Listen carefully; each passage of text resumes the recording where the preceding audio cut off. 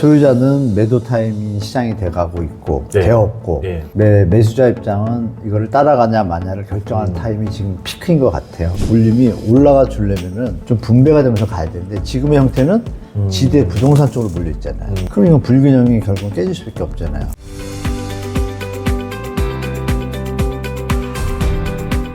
안녕하세요. 이번 시간에는 부동산에 대해서 알아보도록 하겠습니다. 한문도 교수님 모셨습니다. 반갑습니다. 네, 안녕하세요. 하반기 부동산 전망 어떻게 될까 제가 이제 궁금해서 이제 여쭤보는 건데 상반기는 좀 어땠었나요? 상반기는 한 2, 3월까지는 약간의 그 전세 가격 상승, 그게 한 서울은 좀 꽤 됐죠. 네. 연속 한 1년 정도 가까이 소폭 오르다가 작년 그러니까 올 초부터 약간의 그 언론에서 또 많이 조명을 하니까 이게 이제 한 3개월 계속 나오니까 이제 소비자, 참여자 중에서 실소유자든 투자소유자 입장에서 생각이 좀 바뀌죠. 전세 가격이 오르면 우리가 예전에 많이 듣던 전세 가격이 오르면 주택 가격이 오른다라는 그 원칙론이 있지 않습니까? 그렇죠. 그거에 대한 어떤 뭐 정확한 지식이 없는 분들은 전세 그 가격의 비율, 갭을 계산을 안 하시잖아요.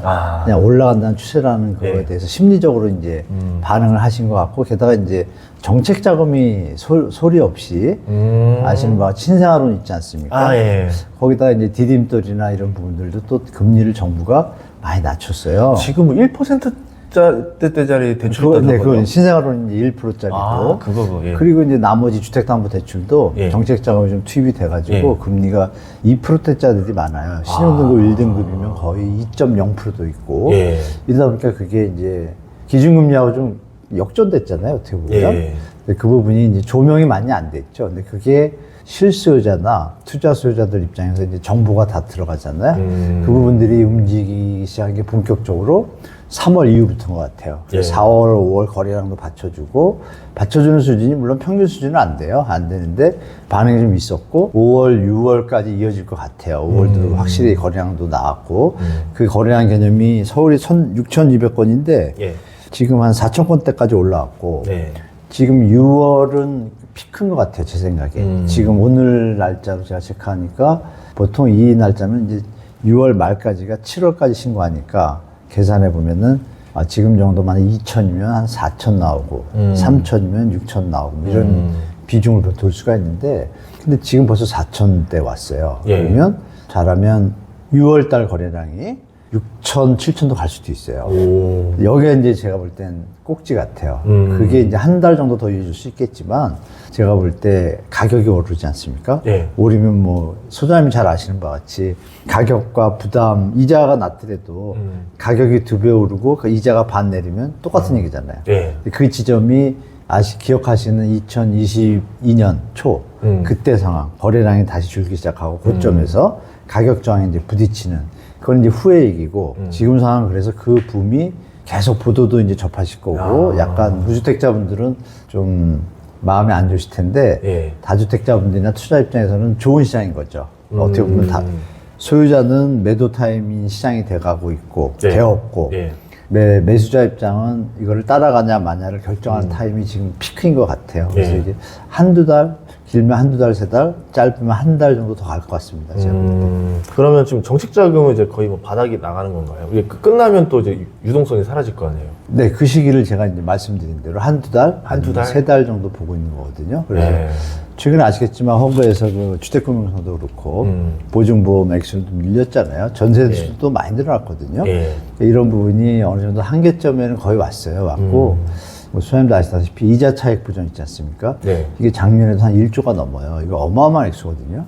1조를 환산해서 계산해 보면 유동성이 한 몇백 조가 공급이 된 걸 똑같습니다. 그래서 정부가 시장을 연착륙의 수준을 넘어선 투자할 수 있는 투기 환경을 지금 만드는 분위기까지 올라온 거예요. 제가 볼 때. 그래서 여기에서 이제 전문가들이나 정부의 정책 방향이 정상적인 우리가 소득 증가와 수요 어떤 부담 능력이 된 상태에서 주택가격이 오르면 괜찮은데 다행이고 지속적으로. 근데 M2 통화량 증가보다 지금 주택가격이 오버슈팅 돼 있지 않습니까? 그러면 조정기가 올 수밖에 없는데 그 부분을 지금 막고 있다는 느낌이 들어서 물론 요번에 이제 매입하시는 분들도 저금리로 매입을 하시지만 그분들조차도 제가 알기로 5년 뒤에는 이제 변동금리 다시 적용되거든요. 그러면 지금 2% 받았는데 4%면 그 영끌 완들 피해본 하고 똑같은 상황이 또 3, 4년 뒤에 또 도래할 수 있다. 근데 그때는 이제 지금 시장보다 더 하방압력이 강하잖아요. 그래서 잠시 이 병을 고치는 게 아니라 제 기준에서 그래서 제가 볼 때 이 금리 정책이 지금 시장을 좀 많이 떠받치고 있다. 이게 지속성이 말씀대로 기간이 장기화되기에는 역부족이지 않습니까? 세수도 부족하고 네. 그런 부분을 접하시면서 시장에 접하셔야 될 것 같아요. 그러면 결국은 이제 인위적인 지금 부양이다라고 볼 수 있는 건데 네. 그러면 그거를 뺐을 때는 지금 부동산 상황이 어떤가요? 지금 그러면? 그거 빠지는 순간 예. 제가 볼 때는 무조건 조정 국면이라고 바로 들어간다고 보죠. 그걸 어떻게 할 수 있냐면 제가 그 연령대별 매입 비중을요, 몇 연도별로 대충 해보면요, 2019년부터 이렇게 보면은 그 전에는 50대, 60대가 50% 이상이었어요. 근데 지금은 어느 정도냐면요, 이 합계를 제가 한번 내봤어요. 2019년 우리 붐이 일어나기 시작할 때부터. 여기서 이제 중요한 게 2019년이나 20년에 사신 분들이 일시적 2주택 양도세 비과세 있지 않습니까? 네. 그걸 다 활용하거든요. 그러면 2019년도 분들이 22년도 때 매도 물량이 많이 나왔었고, 네. 20년, 21년에 산 분들이 이제 매도해야 양도세 비과세가 되지 않습니까? 네. 나올 때가 됐어요. 그때 매입 물량이 많았고, 21년도에. 네. 그럼 올해부터 매도 물량이 많이 나오는 타입이잖아요. 그 와중에 정부가 이 정책하고 딱 맞물리니까, 주택가격이 상승하면 매도 물량이 줄여야 되는데 안 주는 게 이제 그 이유고 양도세 비과세 받으려고 매물이 나오고 임대사업자 있지 않습니까? 네. 단기 임대사업자 매물이 소리 없이 또 계속 나오고 있거든요. 이런 부분이 겹치고 있으니까 소화가 다 안 되는 거예요 지금. 안 됨에도 가격은 상승하는 건 아까 말씀드린 정부의 정책적인 금리와 또 수요의 어떤 마인드의 약간의 젊은 분들 입장에서 3040 분들은 지금 거의 뭐 10몇 년째라고 느낄 정도로 내려가기는 간혹 내려갔지만 다시 또 오른단 말이에요. 네. 약간의 트라우마가 있기 때문에 네. 마지막으로 따라붙는 분들이 영끌2가 지금 계실 수밖에 없고 근데 그 비율이 지금 통계를 내보니까요 30대가 33.6%고 40대가 28.6%예요. 합하면 62%, 1%예요. 그러니까 20대, 50대, 60대, 70대 네 세대보다도 훨씬 많잖아요. 네. 이분들이 성향을 보니까 어떤 분들까지 있냐면 제가 세미나를 가보면 저 1억 있는데 강남 들어가려는 거예요. 근데 가능해요. 80% 대출되기 때문에 강남에도 조그만 소형 아파트 간혹 있거든요. 네, 있죠. 또 강남이라 그러면 강남구뿐이 아니라 송파구도 해당되니까 송파구는 또 많이 있어요. 네. 그게 이제 또 소리 없이 또 예전처럼 예전에 한번 봤잖아요. 친구나 누가 이렇게 버는 걸. 뒤늦게 이분들이 우리 대공황을 얘기하면 구두 닦기가 주식하기 시작하는 것처럼 저는 그렇게 비춰요. 사실 무리를 하시는 분들이 꽤 있는 것 같아요. 그래서 실제로 전세대출 영업본부장님하고 통화를 해보면 지금 실수요자 대부분들이 대출을 좀 많이 받고 있고 이번 시장의 또 특이점이 뭐냐면 대출 받는 분들의 한 60%, 70%가요. 이 기존의 주택 가지고 있는 분이에요. 갈아타기. 그러니까 이런 표현을 드리면 예를 들어서 이런 거죠. 한 4, 5년 전에 3억의 수도권에서 분양가 3, 4억 정도가 좀 꽤 있었거든요. 받았는데 이 친구들이 지금 6억, 7억 간단 말이에요. 그럼 이분들은 차익이 생겼잖아요. 그렇죠. 그러니까 비과세 되니까 팔고 이 분위기를 생각해 보니 그러면 이걸 갖고 서울에 강북구나 이쪽은 지금 10억 수준이거든요. 그리고 성동구에 넘어오면 한 13에서 15억 넘어가기 시작하고 요 텀으로 넘어갈 분들이 생기고 그럼 물론 처음에 분양받는 분들이 100명이라 그러면 이 중에 20, 30%, 30, 40%가 갈아타기 넘어가겠죠. 세금을 안 내니까 과감하게 투자하고 싶고 금리가 작으니까 넘어갔어요. 그러면 여기서 파신 분들은 또 6, 7억에 받은 분들은 뭐냐, 서울 지역의 외곽 지역이나 상급지 아닌 지역들은 7억 정도 분양했었어요. 그때 그 당시에 20년도 돼서 10억 넘어가기 시작했고 그럼 그때 받은 분들이 지금 집값이 13, 14막 이렇단 말이에요. 그러니까 이분들이 이걸 팔고 강남을 지금 들어오는 거예요 또. 그러니까 이게 3단계로 이어집니다. 그럼 강남에 들어오는 분들은 아까 8, 9억에 샀는데 10억, 16억이니까 6억의 갭이 생겨서 차익을 받잖아요. 세금도 안 내고. 그럼 여기서 다시 한번 6억 정도 대출 받아서 갈아탔죠. 이게 지금 시장이 형성됐는데 이 주요 연령대가 3040이라는 얘기죠. 대출을 무서워하지 않아요. 올라갈 거라고 보죠. 그게 지금 이 시장을 약간 불태우고 있거든요. 근데 그 비율은 예전보다 확실히 적다. 그거를 이제 정확히 보시면, 그럼 예전에는 이 정도면 거래량을 볼 수 있는 게 2009년도에도 활성화 정책 던지고 금리 좀 낮춰주니까 MB 때 그 전세 대출이 또 뒤에서 받쳐줬죠. 그러니까 바로 서울이 5천 건 첫 달에 찍고 9천 건, 10,000건 가까이 갔어요. 근데 지금은 찍고 4달이 왔는데도 5천 건이 아직 안 되잖아요. 4천 건이잖아요. 6천 건이 평균이니까 평균을 넘어야 이게 쭉 가는 건데 우리 영끌할 때 10,000건, 15,000건 이랬잖아요. 그러면 이렇게 시장을 많이 풀어주고 거의 저금리를 함에도 불구하고 투자 어떤 수요가 이 수준이다라고 객관적으로 볼 때는 힘이 약하다. 그럼 말씀하신 대로 오래 갈 힘은 안 되는구나라고 판단하시는 게 가능한 시나리오다. 저는 그렇게 보고 있습니다. 아까 말씀하셨던 것 중에서 M2 통화량 대비로 얘기하셨잖아요. 네, 오버됐죠. M2 통화량은 지금 많이 늘고 있어요? 좀 별로. 지금은 이제 조금씩 늘고 있잖아요. 조금씩. 요번에 이제 푸니까 요번에 늘는데 M2 통화량 대비 제가 집값하고 한번 비교를 해봤어요. 그러면 예를 들어 17년도에 M2 통화량이 현재 M2 통화량이 몇 배가 오른지를 보면 되잖아요. 그럼 그거하고 집값하고 M2는 2-3배 올랐는데 집값이 3-4배 오른 거예요, 지금. 거기에 비교하면. 그러니까 오버슈팅이 낮죠. 그러네요. 그래서 다른 분들도 간혹 전문가 중에 지금 GDP나 이런 거 대비 지금 집값이 좀 고평가됐다고 말씀하시는 게 근거가 있다고 저는 보고 있습니다. 그래서 조정이 올 수밖에 없다는 걸 알고 있고 그 2008년 9년도에도 약간 비슷해요, 양상이 데이터가. 그러면 우리가 그걸 무시할 수는 없잖아요. 그렇죠. 그렇다고 우리 지금 반도체가 뭐 잘 수출이 살아난다 할지라도 소득 분배가 돼야 되는데 그 부분이 약간 부족하다고 보고 특히 이번에 일시적 이주택자가요 한 4만 명이 늘었어요, 한 1년 사이에. 요 타임에 저금리를 활용한 똑똑한 3040 분들이 해봤던 분들이 이미 차익씩 봤잖아요. 재미를 본 거예요. 또 될 거라고 시장에 대해서 믿는 건데 그 부분은 해봤기 때문에 또 할 거라고 긍정적으로 보시는 거고 저는 이제 시계열로 볼 때 그 폭이나 자본 시세 차익이 요번처럼 일어나기는 버겁다. 조정이 올 때는 위험하기 때문에 그래서 투자를 하더라도 내 집만을 하더라도 절대 무리할 타임은 절대 아니다. 지금이 조심하는 게 낫다고 말씀드린 거죠. 아니 왜냐면 요새 지금 제가 느끼는 건 불경기가 되게 심각하게 느껴지거든요. 네, 심각합니다.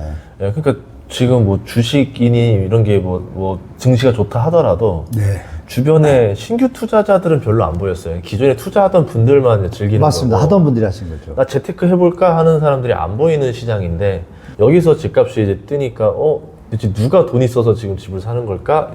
뭐가 안 맞더라고요, 숫자적으로. 그들만의 리그. 그러니까 지금 우리 이렇게 생각하시면 되겠죠.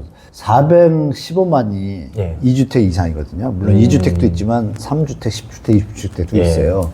그러면 500만에서 한 600만 채가 지금 집을 가진 분이 더 가지고 있는 거잖아요.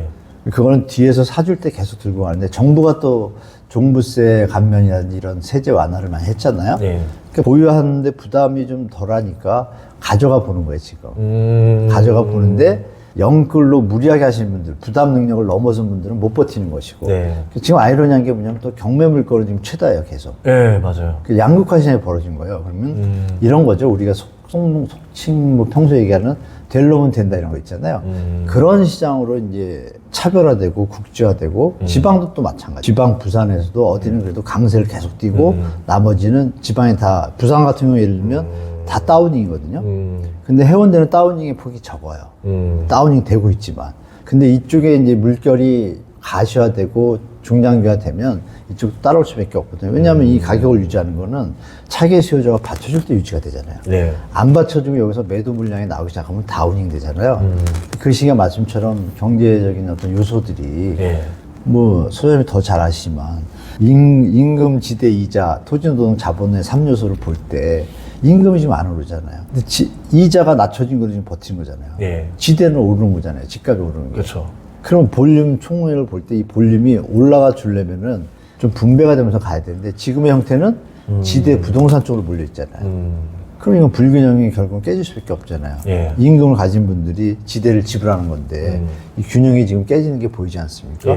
지금 뭐 역사상 트리플 감소도 자주 있는 것도 아니고 산업활동 동향의 어떤 추세가 제가 볼 땐 약간 저는 이거 리스크가 좀 보인다고 저는 개인적으로 보고 있어요. 그래서 외부 변수도 또 다 안 풀렸잖아요. 그쵸. 뭐 수출하는 기업들 중에서 좀 약간 호재난 업종들만 지금 좋은 거고 맞습니다. 내수 업종들은 지금 안 좋거든요. 안 좋은 정도가 아니라 제가 저 한국은행 금융안정보고서 이번에 나왔잖아요. 그걸 보니까 놀라시겠지만 전 기업으로 대기업, 중소기업 다 합하면 40% 이상이 지금 임계기업, 예. 한계기업, 예. 좀비기업이 돼 있고요. 55.1%가 중소기업은 지금 좀비기업이에요. 이자를 못 내고 있어요. 그럼 그 이유가 뭐냐면 우리가 부채가 너무 많아지다 보니까 가처분 소득이 줄고 당연히 쓸 돈이 적어지면 내수가 감소하잖아요. 예. 소비 판매가 주는 게 나타났고 지표로. 그럼 그게 중장기적으로 이어지면 어떻게 되겠어요? 이건 문제가 되죠. 결국. 그럼 부동산도 결국 못 버티고 좀 스크래치라고 해야 되나요? 약간 조정받을 수밖에 없는 시장에 올 수 있는 지금 경제 펀더멘탈이 약간 취약한 게 좀 보이지 않습니까? 예. 게다가 뭐 선생님도 아시지만 가계부채하고 GDP 부채, 이 부채에서 그 기업하고 가계부채 비율이 지금 IMF 때 우리가 103인가 그랬거든요, 기업이. 지금 넘었잖아요. 근데 가계도 지금 넘었잖아요. 네. 이런 부분들은 뭐 아시겠지만 결국은 조정될 수밖에 없는 팩트들이잖아요. 그래서 저는 지금이 영꿀트의 끝물 아닌가, 한두 달 정도 더. 그래서 너무 긍정적인 거 보지 마시고 자기 역량에서 벗어나는 것은 정말 위험하다라고 예. 말씀드릴게요. 그러면 이제 하반기에는 그러면 좀 다주택자들은 집을 정리할 수 있는 얼마 안 남은 기회인 거고. 좋은 때라고 보죠, 근데 제가 그것도 볼 뭐 길게는 안 남은 거잖아요. 네네. 예. 한두 달에서 예. 길면 세 달? 거의 뭐 길어야 추석 이내 정도에. 맞아요. 예. 저도 그렇게 보십니다. 예. 아, 수현도 이렇게 보세요? 딱그 기가 말씀해 주시니까 아, 또 추석 네네. 정도 전에 팔고. 또, 네, 그게 변곡점 예. 될 것 같아요. 반대로 이제 개인 뭐 이제 사야 되는 사람들은 네. 굳이 지금 애달을 필요 없는 거고. 한번 9월 달까지 예. 기다려보는 게 현명하다고 볼 수 있죠. 왜냐하면 그쵸, 또 11월 대선 있잖아요. 예. 거기 또 리스크 변동성 생기면 지금 제가 알기로 트럼프 지지율 그 바이든 미팅하고 예. 나서 바뀌니까 뭐 바로 국채금리 또 튀졌잖아요. 예. 그럼 우리가 좀 경제 좀 아시는 분들은 아시겠지만 그러면 이것도 금리 환율 문제 또 등장하구나. 이런 걸 다 종합해 보실 때 지금 만만하고 예전처럼 골드노믹스 시절이 아니잖아요. 예. 그걸 좀 감안하고 시장에 접하셔야 되는 게 맞는 것 같습니다. 지금 뭐 맨날 끝났다 하는데 PF 문제가 아직 해결된 거 아니죠? 아직 하나도 없죠. 시작도 안 한 거예요, 그러면? 몇 개는 이제 예. 큰 것들은 했는데, 그럼 뭐 PF 자금이 안 들어와도 갈 배들, 큰 대기업들, 양호한 현장들은 예. 일시적인 조금의 약간의 유동성의 비중을 좀 지원하는 형태였고, 지금 문제는 이제 아예 스톱이 된 데들이잖아요. 예. 브릿지도 그렇고, 뭐 본 PF도 그렇고. 근데 아시지만 태형 터지고 나서 일단 현재는 조용하잖아요. 예. 조용한데 뒤에서는 지금 제가 아는 바로는 지금 금융위원회에서 뭐 신용갭도 아시잖아요. 신용갭 수치도 지금 안 좋잖아요. 근데 예. 신용갭이 10 넘어가면 위험 단계라고 해서 BIS에서 경고를 주지 않습니까? 근데 그 신용갭에 요번에 6으로 내려왔어요. 10을 안 넘고. 예.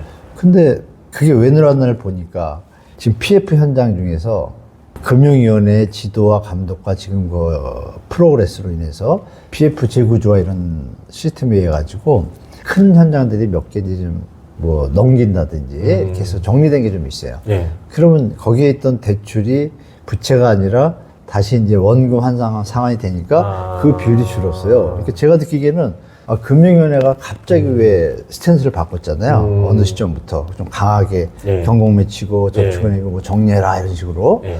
이게 왜 그런가 봤더니 이미 경고장을 받은 것 같아요. BIS한테 제가 볼 때. 3개월 정도 계속 10을 넘었거든요. 그랬다 요번에 6.5가 6.4로 낮췄거든요. 그러면 정부 입장에서는 눈치가 보이니까 빨리 부실 문제를 정리해야 되니까 예.